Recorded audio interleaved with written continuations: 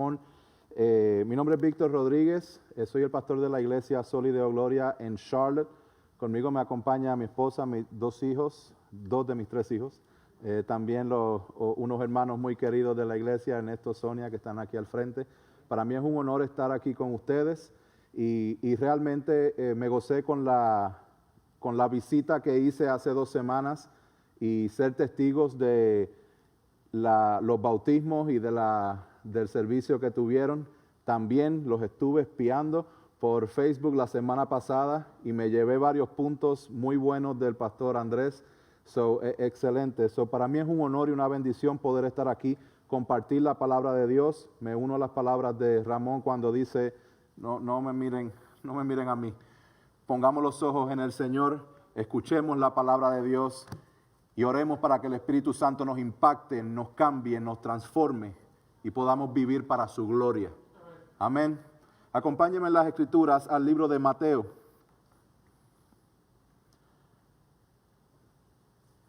Doy las gracias mientras usted busca ahí el libro de Mateo capítulo 18. Voy a estar dando lectura del verso 21 al 35. Y mientras usted lo busca, le doy las gracias al pastor Dave. Gran bendición, lo pude conocer hace varias semanas y estoy bien agradecido de Dios por la oportunidad que me ha dado de conocerle y agradecido por la oportunidad de desarrollar una linda amistad y caminar juntos. Hermanos, a veces ponemos mucho enfoque en nuestro pequeño círculo de cristianos, ignorando que allá en el cielo hay gente de toda lengua, de toda tribu, de toda nación, y vamos a estar juntos adorando al Señor por una eternidad completa.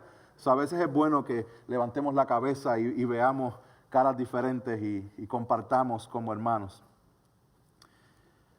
La palabra del Señor dice así. Mateo 18, verso 21 en adelante. Estoy leyendo la versión, ¿cuál versión es? La Reina Valera. Dice, entonces se le acercó Pedro y le dijo, Señor, ¿cuántas veces perdonaré a mi hermano que peque contra mí? ¿Hasta 7? Jesús le dijo, no te digo hasta 7, sino aún hasta 70 veces 7. Por lo cual el reino de los cielos es semejante a un rey que quiso hacer cuentas con sus siervos y comenzando a hacer cuentas le fue presentado uno que le debía 10,000 talentos. A este, como no pudo pagar, ordenó su señor venderle y a su mujer e hijos y todo lo que tenía para que se le pagase la deuda. Entonces aquel siervo postrado le suplicaba diciendo, Señor, ten paciencia conmigo y yo te lo pagaré todo. El señor de aquel siervo, movido a misericordia, le soltó y le perdonó la deuda. Pero saliendo aquel siervo, halló a uno de sus consiervos que le debía 100 denarios y haciendo de él le ahogaba, diciendo, págame lo que me debes. Entonces su consiervo, postrándose a sus pies, le rogaba diciendo, ten paciencia conmigo y yo te lo pagaré todo. Mas él no quiso, sino fue y le echó en la cárcel hasta que pagase la deuda. Viendo sus consiervos lo que pasaba, se entristecieron mucho y fueron y refirieron a su señor todo lo que le había pasado. Entonces llamándole su señor le dijo, siervo malvado, toda aquella deuda te perdoné porque me rogaste. ¿No debías tú también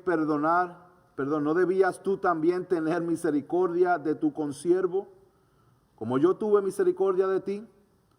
Entonces su señor, enojado, le entregó a los verdugos hasta que pagase todo lo que debía.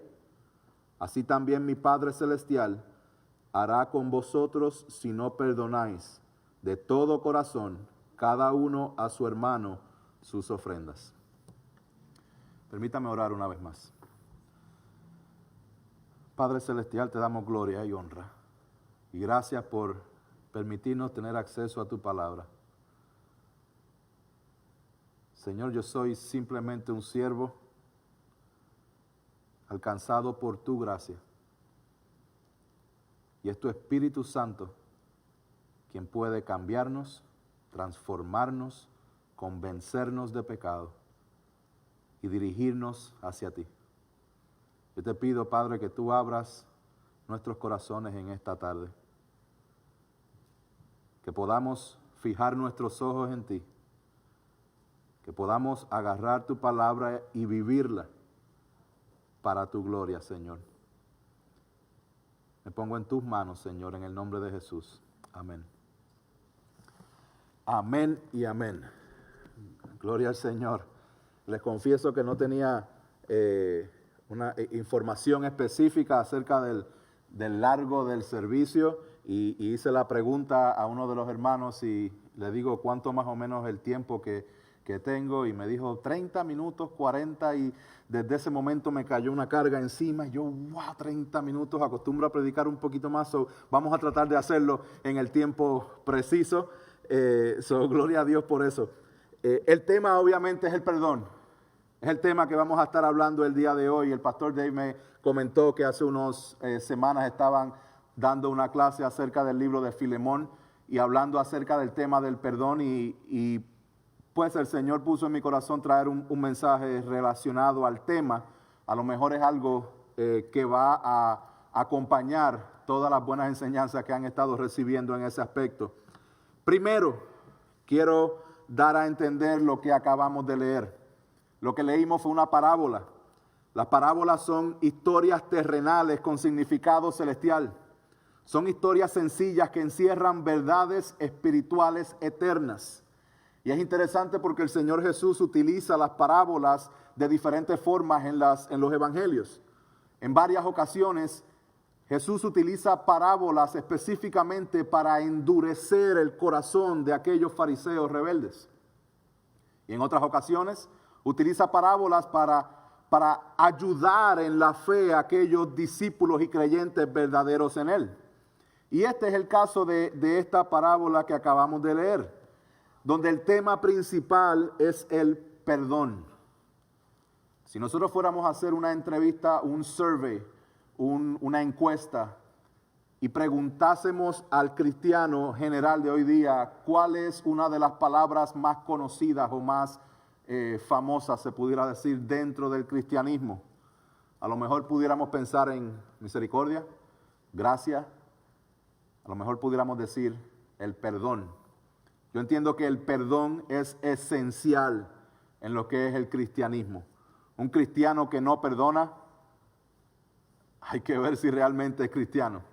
A ver si realmente ha entendido lo que Dios ha hecho por nosotros.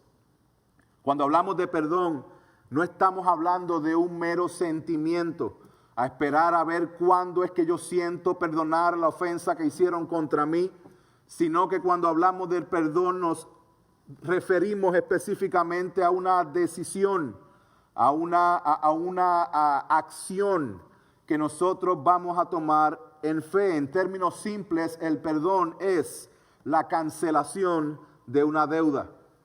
La cancelación de una deuda. El pastor Bodie Buckham dice lo siguiente, él dice, perdonar no significa que uno olvide, como si uno tuviera la capacidad de no recordar más. No significa que uno olvide el delito, sino que a pesar de la memoria, uno borra la deuda. A veces nos confundimos con esos términos y pensamos que para poder perdonar hay que olvidar. No, mis hermanos, cuando nosotros como seres humanos olvidamos las cosas de manera repetitiva, es porque algo anda mal, ¿no?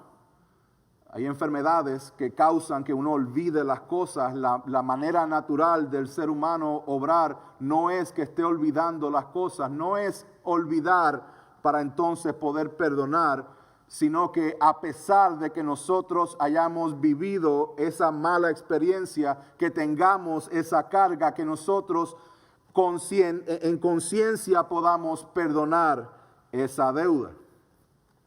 Ahora, es bien fácil hablar del perdón cuando estamos diciendo, hermano, perdone. ¿Por qué no perdonas al que te hizo daño? Es bien fácil decirlo desde acá. Es mucho más fácil decirle al hermano que está al lado tuyo que perdone, pero es mucho más difícil decirle a tu corazón que perdone una ofensa que ha sido grandemente incrustada en lo más profundo de tu ser. Hay cosas que son bien difíciles de entender. Hay traiciones que son bien difíciles de olvidar, por lo tanto bien difíciles de perdonar. Hay cosas que a lo mejor nos han hecho, que han movido la fundación de lo que somos. Hay situaciones que han destruido familias. Hay situaciones que han destruido vidas. Hay situaciones que han destruido iglesias. Y entonces, ¿cómo perdonamos y cómo aplicamos lo que la palabra nos enseña en momentos y en situaciones específicas cuando estamos viviendo momentos como esos? ¿Cómo es que perdonamos? Y la idea de este mensaje, y este es el punto principal que quiero compartir en esta tarde, cuando hablamos del perdón, cuando hablamos de cancelar una deuda, como creyentes, como personas que han sido alcanzadas por la gracia de Dios, cuando hablamos del perdón, tenemos que hablar del perdón con los lentes del evangelio puesto. Porque si no lo vemos a través del evangelio, entonces nosotros vamos a estar tratando de perdonar de acuerdo a la magnitud de la ofensa que me hicieron, en vez de perdonar de acuerdo a la manera magistral en que fui perdonado y alcanzado por la gracia de Dios. Ese es el primer punto que quiero presentar en esta tarde, de que el perdón es imperativo que lo veamos a través de los lentes del evangelio, porque Dios, alcanzándonos primero, nos invita y nos capacita para poder alcanzarlo a Él. El evangelio no inicia con nuestra decisión a Dios. El evangelio comienza con Dios, y les recuerdo, Dios es la parte ofendida. Dios, como la parte ofendida, nos alcanza a nosotros siendo los ofensores. Él cancela nuestra deuda y abre una oportunidad de reconciliación.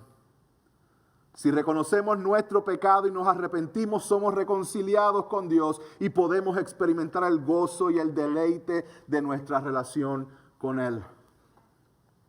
Pablo lo explica muchísimo mejor que yo, definitivamente.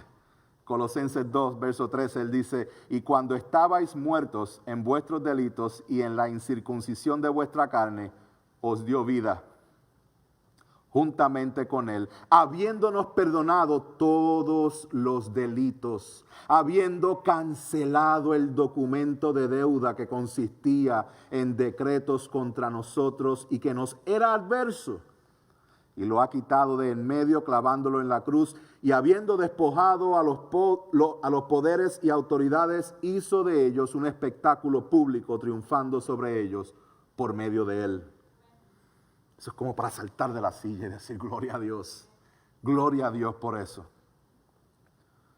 Dentro del contexto de lo que es el evangelio, vamos a ver el perdón y vamos a adentrarnos en esta parábola que acabamos de leer. Una parábola que es Jesús enseñándonos lo que es el perdón a través de los lentes del evangelio. Ahora, lo primero que leímos tenía que ver con Pedro dando ese paso al frente como líder y como persona impulsiva, dando esa recomendación de que hay que perdonar 7 veces. Pero quiero dar un poco de contexto. El contexto es extremadamente importante en la interpretación de las Escrituras. Me imagino que eso lo saben ya, y por eso quiero darles el contexto de esta parábola. En Mateo 18, unos versos anteriormente, encontramos una de las historias y uno de los versos que hoy día son de los más mal interpretados, lamentablemente. Y es Mateo verso 18, en este mismo capítulo, donde dice: en verdad os digo, todo lo que atéis en la tierra será atado en el cielo, y todo lo que desatéis en la tierra será desatado en el cielo. Además os digo que si 2 de vosotros se ponen de acuerdo sobre cualquier cosa que pidan aquí en la tierra les será hecho por mi Padre que está en los cielos, porque donde están 2 o 3 reunidos en mi nombre, allí estoy yo en medio de ellos. Ese es el contexto, eso es lo que vemos ahí. Muchas personas utilizan este verso para consolarse a sí mismos cuando hay poquita gente en el servicio. Como vinieron poquito, pues no te preocupes, hermano, porque donde hay 2 o 3, ahí está el Señor. Y utilizan ese verso en esa forma cuando realmente no está hablando de eso, está hablando de la disciplina eclesiástica. Está hablando del perdón. Cuando está hablando, cuando seguimos al próximo verso, aquí vemos las palabras específicas de Pedro, donde él dice: entonces se le acercó Pedro y le dijo: Señor, ¿cuántas veces perdonaré a mi hermano que peque contra mí? ¿Hasta 7? Y quiero darle un poquito de trasfondo en esto, porque cuando él dice hasta 7, aquí está Pedro, en inglés le llamamos showing off. Aquí está Pedro haciéndose el que sabe. Aquí está Pedro como que déjame decir algo para que el Señor diga: wow, Pedro, tremenda contestación esa. Pero se lleva todo lo contrario, en mi país dicen por presentado. Porque quiere a veces meterse en conversaciones y en cosas como que, no, Pedro, mejor quédate callado. A veces cuando Pedro actúa, abre la boca y mete la pata, como decimos nosotros. Y aquí específicamente en este verso él dice: ¿cuántas veces hay que perdonar? ¿Hasta 7? Y cuando él está esperando esa palmadita en la espalda de parte de Jesús, Jesús le dice: no te digo hasta 7, sino hasta 70 veces 7. ¿Por qué Pedro dijo 7? Porque los rabís del tiempo enseñaban que una ofensa se perdona hasta 3 veces. So Pedro la multiplica al doble y le añade 1. Y por eso es que él dice: yo voy a decir 7. Y ahí Jesús le dice: no es 7, te digo 70 veces 7. ¿Qué dijo Jesús ahí? Jesús hizo una referencia a Génesis capítulo 4, verso 24, donde hace una referencia al 70 veces 7. En hebreo el 70 veces 7 significa literalmente 77. So, si vamos a hacer cálculos matemáticos, tenemos 2 opciones para interpretar este verso. Si fuéramos a hacer cálculos matemáticos, pudiera ser 77, o si lo tomamos de manera literal, ¿cuánto es 70 por 7? 490. Gracias, hermano, porque mis matemáticas no son buenas. So, tenemos esas 2 opciones. Jesús está diciendo: debes perdonar no 3, no 7, sino 77 o 490 veces. No.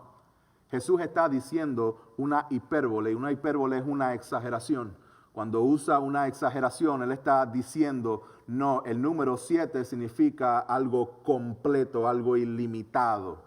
Cuando hablamos del perdón, estamos hablando de algo ilimitado, no solamente 3, no solamente 7, no solamente 490, sino ilimitado.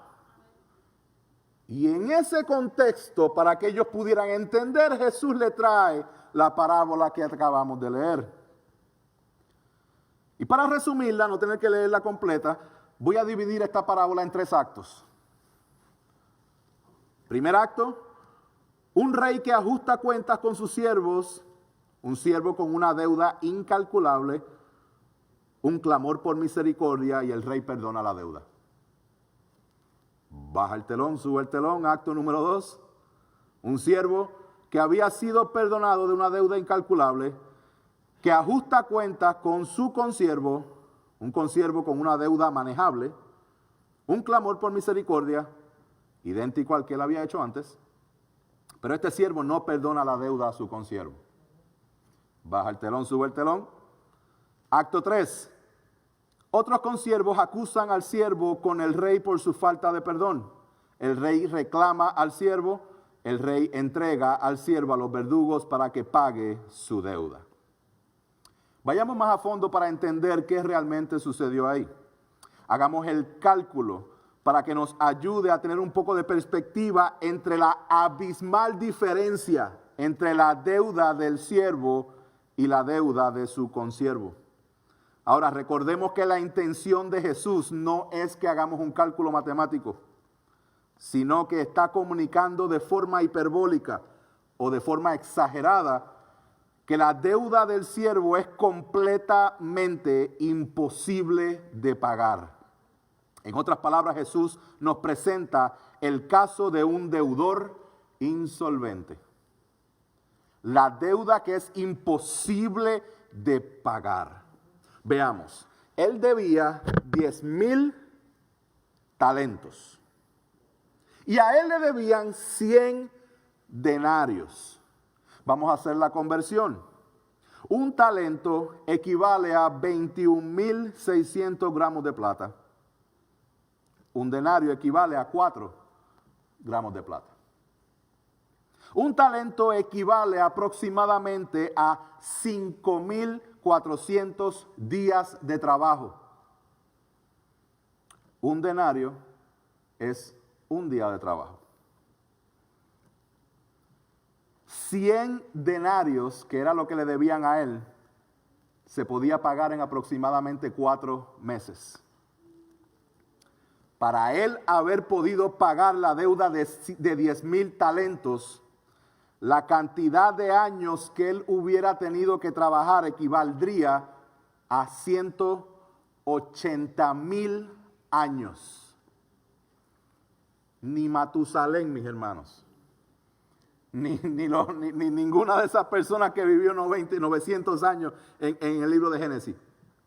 ¿Cuál es la intención de lo que Jesús está trayendo aquí? Él está trayendo de manera exagerada y está presentando y comparando y conectando lo que es el pecado de este siervo con el pecado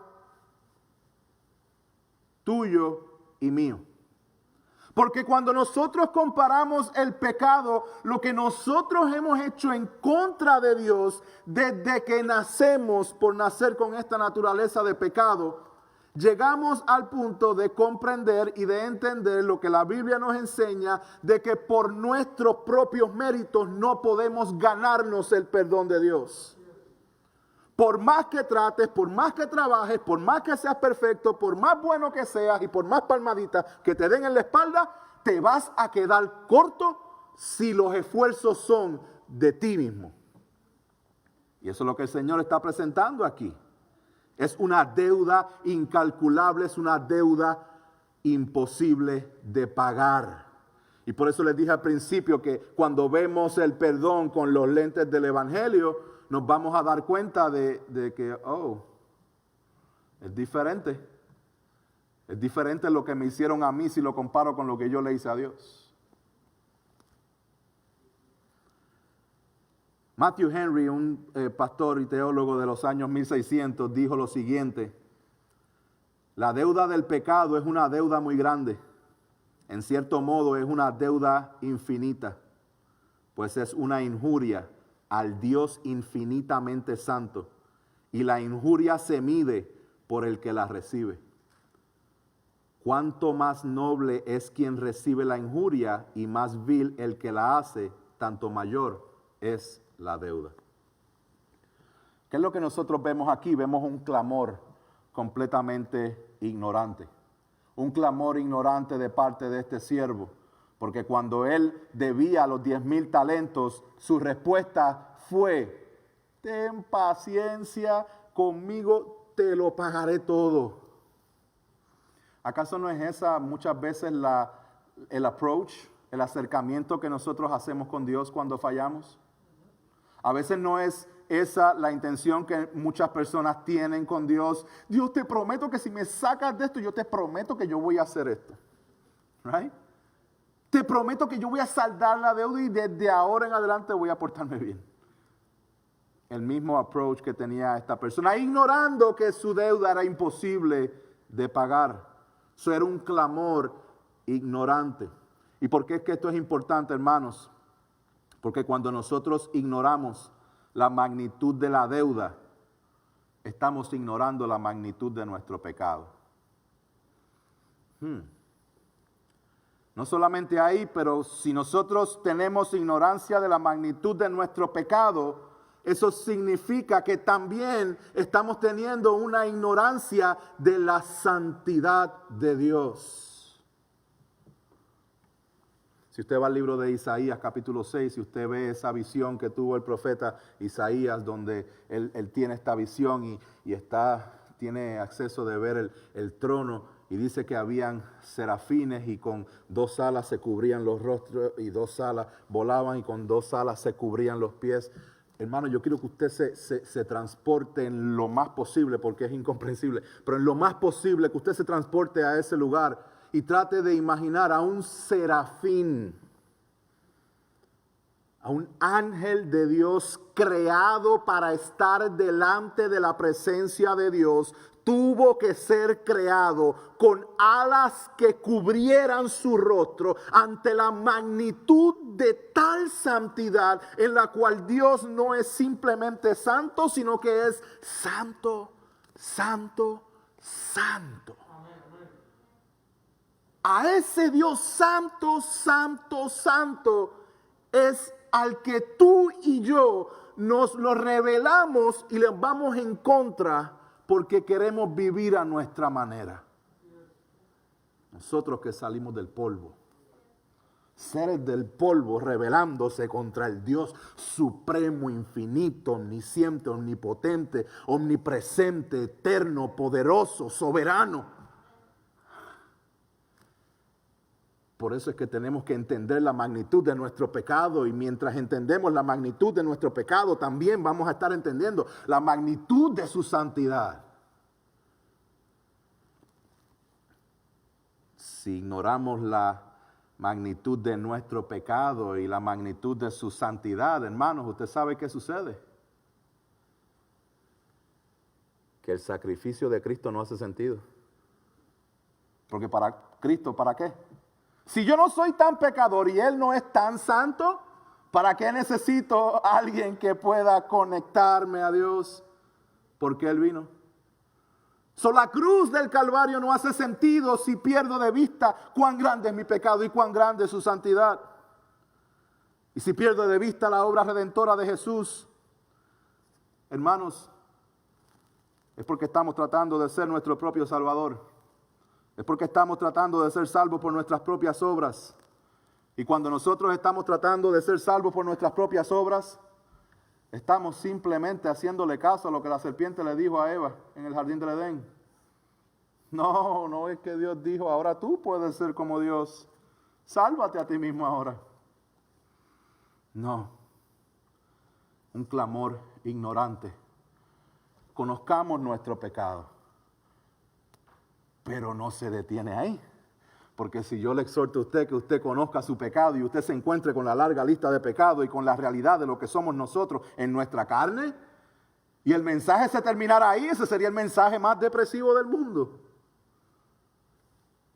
El Rey es perdonador. Usted es pecador, pero el Rey es perdonador. Hay un coro y un himno que dice, mis faltas son muchas, pero su gracia es mayor. Tenemos que tener eso en mente porque la Biblia lo dice una y otra y otra y otra vez. El Salmo 103 dice, no ha hecho con nosotros conforme a nuestras iniquidades, ni nos ha pagado conforme a nuestros pecados, porque como la altura de los cielos sobre la tierra, engrandeció su misericordia sobre los que le temen. Salmo 130, ya si mirares a los pecados, ¿quién, oh Señor, podrá mantenerse? Pero en ti hay perdón para que seas reverenciado. Isaías 1:18, venid luego, dice Jehová, y estemos a cuenta.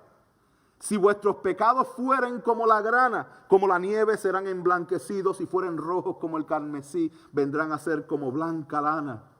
Así sucesivamente, Isaías 43, Isaías 55, Colosenses 1:13 al 14, Primera de Juan 1:9. Si confesamos nuestros pecados, Él es fiel y justo para perdonar nuestros pecados y limpiarnos de toda maldad. Hijitos míos, estas cosas os escribo para que no pequéis. Y si alguno hubiera pecado, abogado tenemos para con el Padre, a Jesucristo el justo.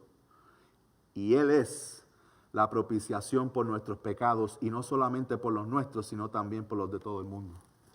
Que son buenas noticias, hermanos. Buenas noticias. Ahora seguimos adelantándonos. Porque la maldad de la falta del perdón es increíble. Este siervo no pudo entender la magnitud de su pecado y después cuando él se vio en una posición no podemos decir igual porque le debían mucho menos, él no pudo dar la misericordia que él mismo había recibido. Cuando nosotros decimos, hermanos, no puedo perdonar a esta persona por lo que me hizo, es que tú no sabes lo que esta persona me hizo. Tú no entiendes lo mucho que yo sufrí, tú no entiendes lo mucho que yo perdí, tú no entiendes lo mucho que yo he pasado por culpa de lo que me hicieron. Cuando esa es nuestra actitud,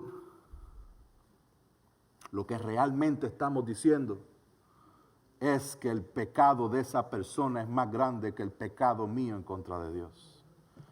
Lo que realmente estoy diciendo es que los 100 denarios que él me debe son más grandes que los 10,000 talentos que yo le debo a Dios. El pecado de esa persona hacia mí es más grande que mi pecado hacia Dios. Dios no es lo suficientemente justo. Necesito tomar justicia en mis manos. No puedo perdonar. No voy a delegar la venganza en un Dios poderoso, sino que voy a tomar la venganza en mis manos y no le voy a hablar más. Cuando lo vea, le voy a virar la cara. En Navidades no le envío una postal. Cuando nos tenemos que ver porque obligatoriamente la familia se reúne, voy a estar en el sitio contrario a esa persona. Estoy tirando escenarios diferentes, a lo mejor aplica, a lo mejor no. Pero la realidad es, mis hermanos, que cuando tomamos actitudes en contra de personas que nos han herido, estamos tomando la justicia en nuestras manos. Nos estamos, sin darnos cuenta, envenenando con el veneno que estamos aparentemente dándole a la otra persona. Pregunta que les hago. Aquella persona que nos ha herido, aquella persona que no se arrepiente delante de Dios, ¿usted cree que la ira de Dios sería un justo juicio para esa persona? ¿O usted pretende traer un castigo más grande que la ira de Dios sobre la persona y su pecado? No, hermanos, descansemos en Dios. Descansemos en Dios. Él nos perdonó a nosotros, Él derramó misericordia sobre nosotros. Y de la forma en que Él derramó esa misericordia, con esa misma misericordia, es que nosotros perdonamos, es que nosotros amamos. No solamente a las personas que nos caen bien, no solamente a las personas que están con nosotros, sino aún hasta a nuestros enemigos. El sacrificio de la cruz de Jesús es una victoria que debe ser suficiente para todos nosotros. Quiero aclarar algo, hermanos. Nosotros no ganamos la salvación por perdonar o por dejar de perdonar a alguien. La salvación se obtiene por gracia, por la obra redentora de Jesús en la cruz del Calvario. No hay otra forma. Él es el camino, Él es la verdad, Él es la vida. El llamado es que vengamos a Él en arrepentimiento y fe. Dale la vuelta, dale la espalda a tu pecado. Cree en Él como Señor y como Salvador. El cristiano perdona, mis hermanos, y estoy casi terminando. El cristiano perdona de acuerdo al Evangelio, no de acuerdo a la ofensa. En Efesios 4:32 dice, sed más bien amables unos con otros, misericordiosos, perdonándoos unos a otros. ¿Cómo? Así como también Dios os perdonó en Cristo. ¿Cuál es el llamado? Que perdonemos ¿cómo? De la forma en que fuimos perdonados por Cristo. Si la iglesia, que es un grupo de pecadores salvos y perdonados por la gracia de Dios, nos congregamos y estamos juntos, nosotros como comunidad de perdonados debemos ser los que demuestren y los que vivan el perdón día tras día. Día tras día, que reflejemos el amor de Cristo, que reflejemos el perdón de Cristo, que reflejemos que nuestra esperanza está totalmente puesta en Él. Conclusión. Mis hermanos, el perdón que otorgamos a otros es el reflejo del perdón que Dios nos ha dado. El Evangelio no solo nos muestra cómo perdonar, también nos imparte el poder para perdonar. El perdón es costoso. Significa cancelar una deuda cuando sentimos que tenemos todo el derecho del mundo para reclamar un pago.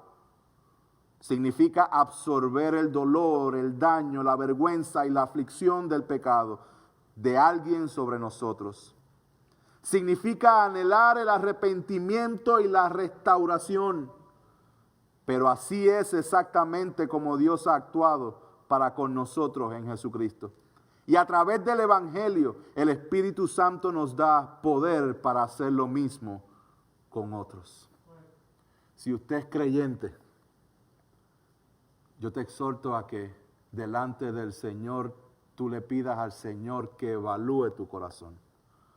Que digas como el salmista: examíname, oh Dios, y conoce mi corazón. Pruébame y conoce mis pensamientos y ve si hay en mí camino de perversidad.